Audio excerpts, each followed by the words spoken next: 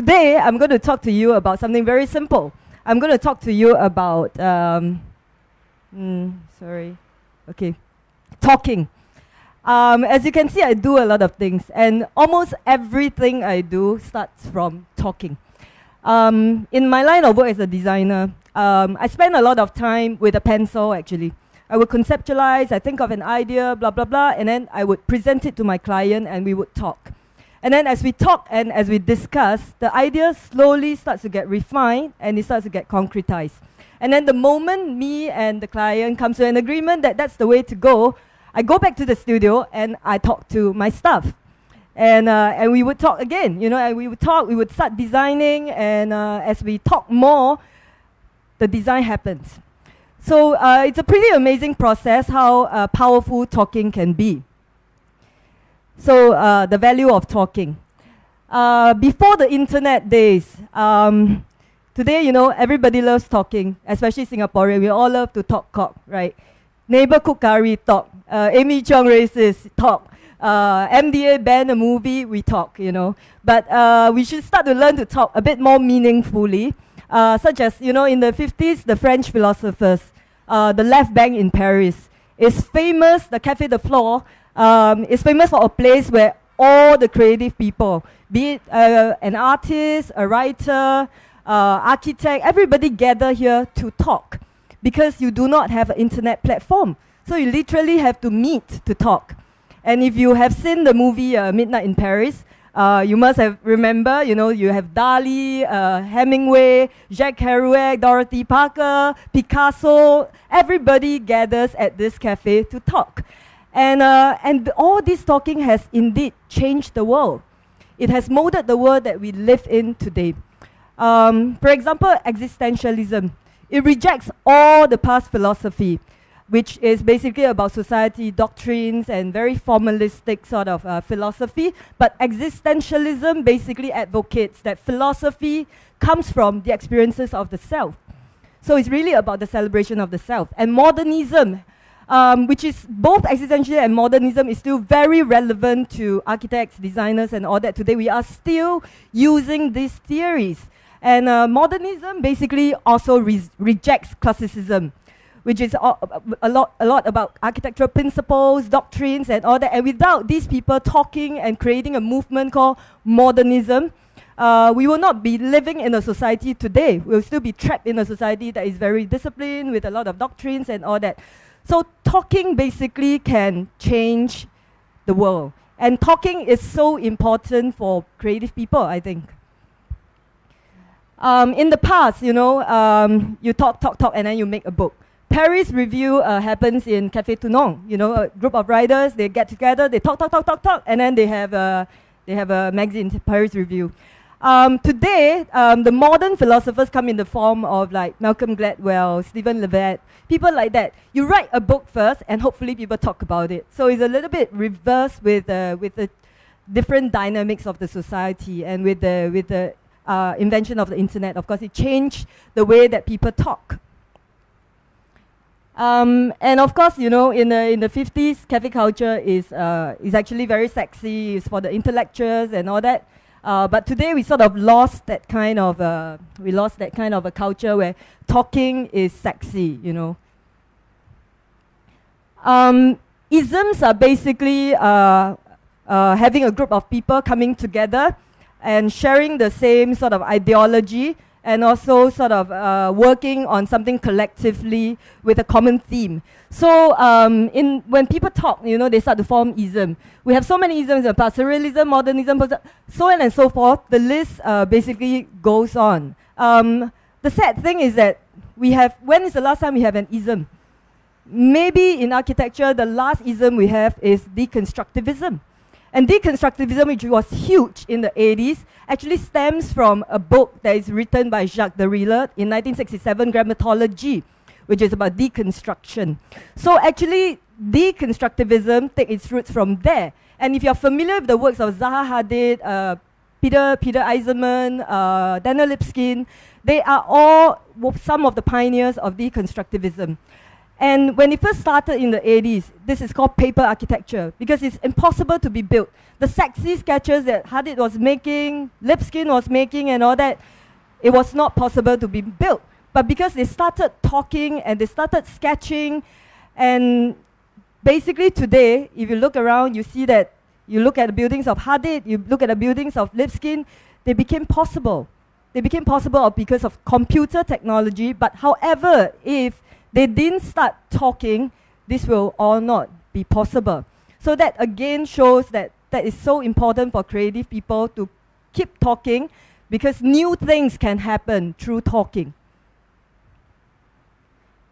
Okay, so if you look at the left, which is a Mondrian painting, and then the revealed chair and revealed house. This is how talking can cause a painting to become a furniture and to become a house.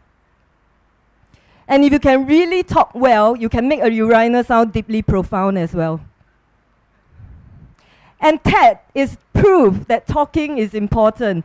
Why is TED so successful is because that it is one of the very few platforms in today's society that we meet face to face to talk, you know, and not on the internet.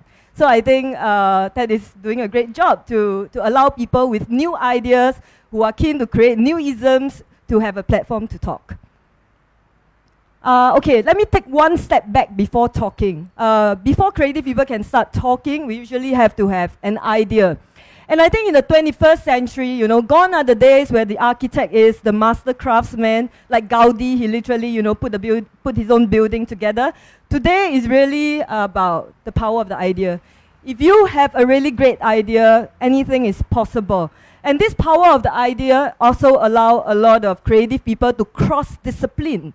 You don't need to be an architect to create architecture. Thomas Hedwig is a great example. He is not trained as an architect, but because of the power of his ideas, he created pieces like that, the UK Pavilion, the Cathedral of the Seat, which from far you look at it, you can actually see the UK flag. So it was representing the UK Pavilion in the Shanghai Expo. And when you look closely, they all contain seats. So it's really the Cathedral of Seats. So the idea itself is very, very powerful, and the execution, the details is all very powerful. But it does not mean he has to be an architect to create this. Another great example you all know, the bird cage. Ai Weiwei is an artist. He is not an architect. But this building is, you can say, is really his vision, his creation of the bird cage. You don't need to be an architect, but you need a really great idea, and you have great architects who would love to collaborate with you. Herzog and de Meuron did this together with Ai Weiwei. Okay, this is I think a really good idea about having the power of the idea. This juicer by Philip Stark is famously or infamously known to not work at all.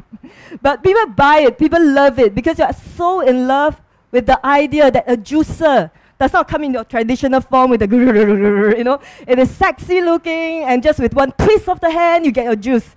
That idea itself is super sexy, but it doesn't work. But it doesn't matter, you know, it's one of the best sellers of all time. This is how people get attracted to great ideas.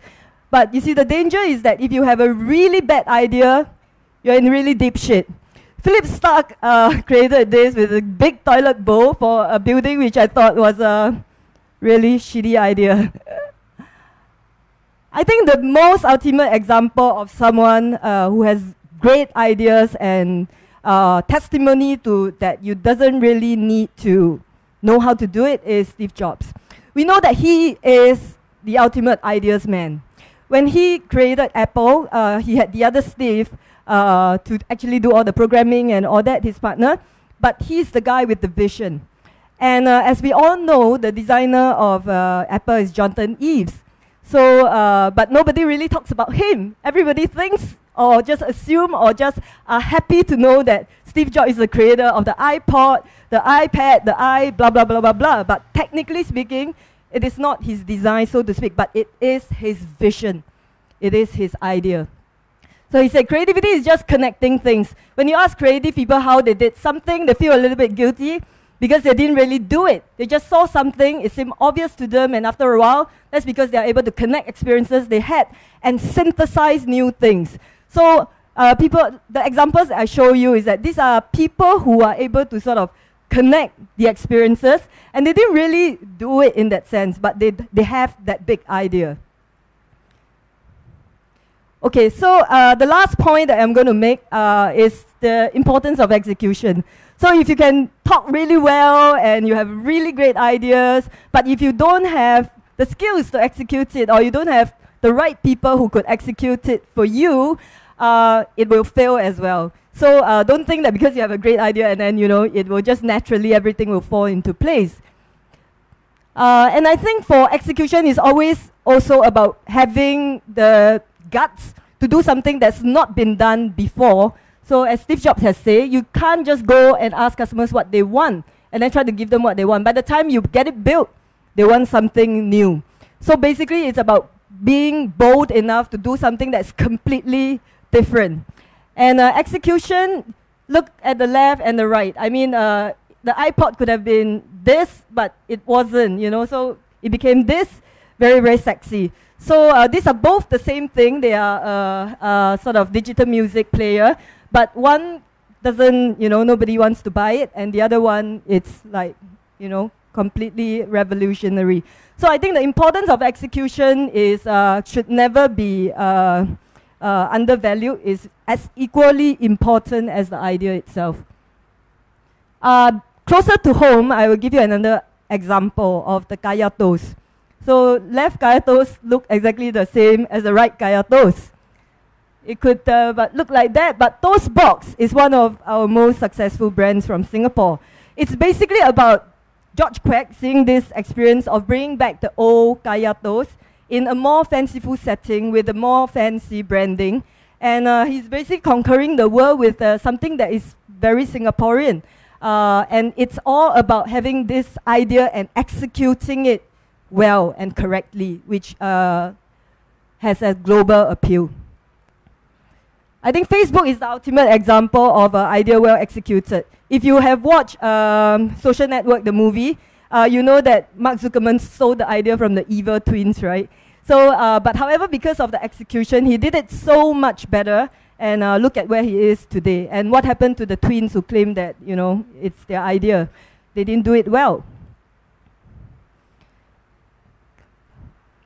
Okay, this is the platform that I created for talking, because I believe that talking is important. Our magazine, Singapore Architect, but I get a lot of complaints. People say not enough pictures, so boring, you know, intellectual wanking, so on and so forth. So not sure, but if you're interested in talking, please look for me. You can write something for me, or I also have a cafe, which I hope is a cafe de floor. You're all invited to come later, night and day. I think we should start talking, because talking leads to creativity. And to build a creative nation, let's start drinking and talking today. Talking can change a nation, and talking can change the world. The possibility of changing the world lies in the hands of those who dare to speak up and those who speak their thoughts. So speak your mind today, because we all, every single one of us, can change the world. Yes, we can. Thank you.